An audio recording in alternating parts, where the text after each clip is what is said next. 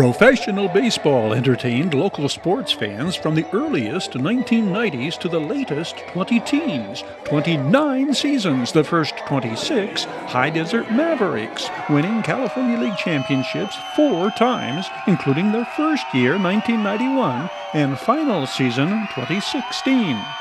The High Desert Yardbirds followed, winning the Pecos League championship in their inaugural 2017 season. We flash back, taking you out to the ball game. The Mavericks end their storied existence in storybook fashion, #1 going out, same as their first year starting out, winning their 4th California League championship in the team's 26-year history. The operating procedure, very standard in terms of the formula for success and victory. 1 big run inning offensively, supporting excellent pitching, particularly by the bullpen. A come-from-behind victory to top it all off, sending High Desert Mavericks riding off into the sunset as Cal League champs, as they had done in 1991, 1993, and 1997. Manager Howard Johnson's young team won the Southern Division first half title and swept through the postseason, winning their last 6 playoff contests, crowning themselves champions with a 7-4 victory over Visalia in one lasting act of triumph in the final game of Mavericks' existence. Jeremy Profar looks for a pitch to drive early in the count and gets it, smashing the base hit through the middle. Josh Morgan scores. Michael De Leon scores. The trademark big inning delivered. By the time the dust clears, High Desert has taken a 6-3 lead, and anticipation of winning it all tonight heightens for Jeremy Profar. 12 hits and 9 runs driven in the playoffs. Here it is, the final pitch, the final out for High Desert Mavericks baseball. The ground ball to shortstop Michael De Leon, to first baseman Carlos Arroyo.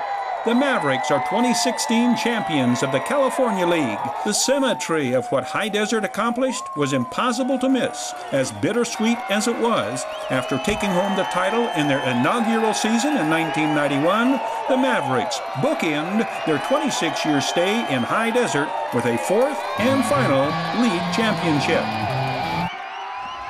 The High Desert Yardbirds roar through the postseason like a team possessed, winning 6 of 8 playoff contests, capped by a 5-2 Pecos League championship triumph in distant New Mexico. The end result caps a season that began with highest expectations. Anthony Hawken aboard with a 2-out walk. High Desert's first home field base hit in franchise history off the bat of Callan Marufo. The Yardbirds, a team comprised of talent at the outset equal to all comers. But by 1 month into the season, 1 week into their inaugural homestand, management knew the team needed to be revamped if it is to compete with Tucson and Bakersfield for the Pacific Division title. The 2 leading Yardbirds hitters out of the gate are fallen by injuries. Anthony Hawkins goes down 1 week into the campaign. First baseman Callan Marufo follows on the DL. In addition to replenishing the offensive firepower, defense at the corners needed upgrades, and 1/2 of the pitcher-catcher battery is about to be recharged. A trio of youngsters from LaGrange College in Georgia are brought in, middle infielder Blaine Swift and third baseman Blake Butcher. Their impact immediate. Undistinguished in early play upon arrival, a pitcher who would emerge an equally integral piece of the championship puzzle, 21-year-old relief pitcher Jonathan Fleckenstein. 2 of the 5 starting pitchers go down with what proved to be season-ending injuries. All it takes is for one seemingly small part of a fast-moving express to quit performing, and the wheels are in jeopardy of falling off. The challenges mount for the engineer, in this case newly elevated manager Chance Sharp, 2 years younger than his recently acquired catcher Yuta Okazaki, and 3 other players on the Yardbirds roster. Here and now is a good time to insert emphasis on the reality check that every player and coach on this Pecos League team is, in fact, paying it forward in time, energy, resources, and effort, going through tremendous personal sacrifice to continue pursuit of the dream and persevering. Chance Sharp underwent tremendous scrutiny upon being elevated to managerial duties. Yardbirds All-Stars found themselves sitting the bench as newcomers are given their baptism under fire. It had to be seen and learned if newcomers could perform under the pressure of a race to make the playoffs. The leadership and allegiance of veteran players Shane Brown, Josiah Ward, Patrick Jones become epic in proportion. The pieces seem to begin to fall in place. High Desert wins 7 of its last 9 regular season games, and the rest becomes historic. Postseason pitching becomes phenomenal. Starters Cody Colt, Greg Turner, and Jordan Norton rising above regular season expertise. Go Yardbirds! Offensive heroes and postseason victories change daily, with leadoff hitter Dominic Zayer, leading hitter Shane Brown, relative newcomer Ronnie Grant, and red-bearded Blake Butcher emerging the most consistent. The video highlights you see are all from Video Sports file footage from Yardbirds home games. Every Yardbirds postseason game on the road to win without a single home field advantage, as amazing as it is disappointing to High Desert fans that the playoff deck be stacked so deep in favor of the train robbers, Seguras, and invaders. Shane Brown homers in the championship game as High Desert parlays the error-plagued Roswell Invaders' defensive shortcomings with their own error-free defense and another brilliant performance by the Yardbirds pitching staff. Zach Williams throws the last pitch of the championship season, striking out the side to ice the triumph on a hot and humid New Mexico evening. And suddenly it's over. High Desert Yardbirds inaugural season, Pecos League champions, and true champions they are, one and all. The legacy of Yardbirds baseball could not have gotten off to a better beginning. Unfortunately, the legacy of Yardbirds baseball and professional baseball in the High Desert would come tumbling to an awkward and absolutely unfair demise for the franchise, players, and fans alike when the Pecos League abruptly declares the High Desert franchise canceled at the end of the 2019 season.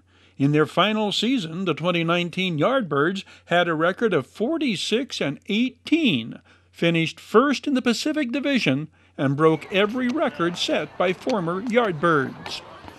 The High Desert Yardbirds' 2019 season was bitter-sweet.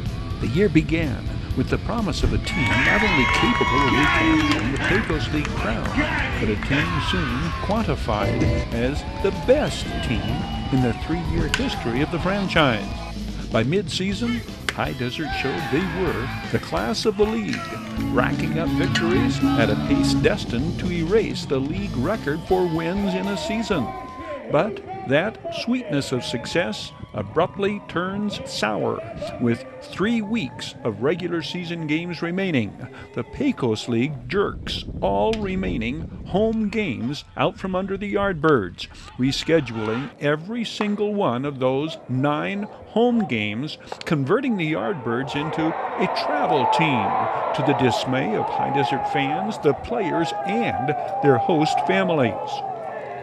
The ill effects are immediate. Southpaw Kyle Hodgson, who had won 6 consecutive decisions, is the first to concede that he could no longer finance his traveling expenses, seceding from the team and returning home to the East Coast.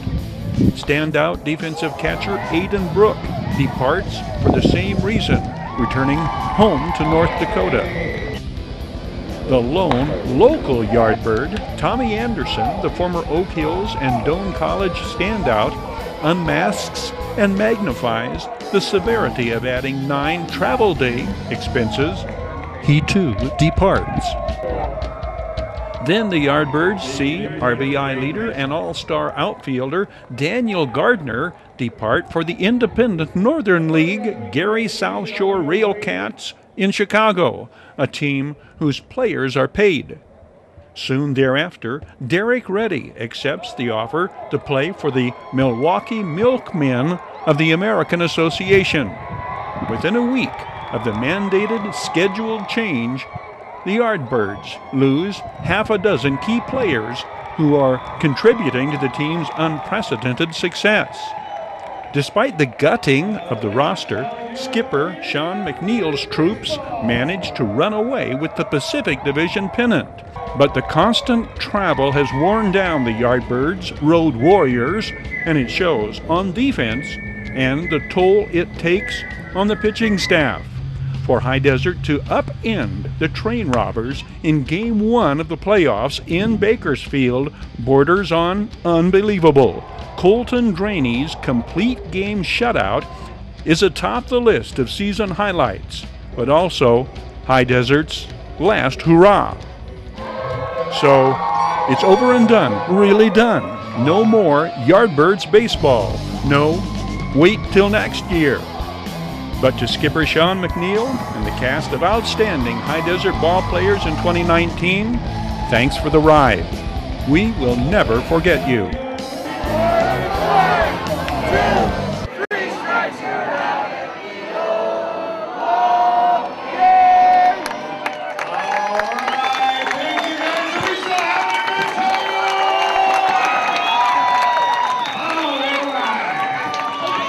These flashbacks to High Desert Mavericks and High Desert Yardbirds championships presented by the Community Table Restaurant in the Holiday Inn in Victorville. The Holiday Inn, favorite destination for travelers and visitors to the Victor Valley.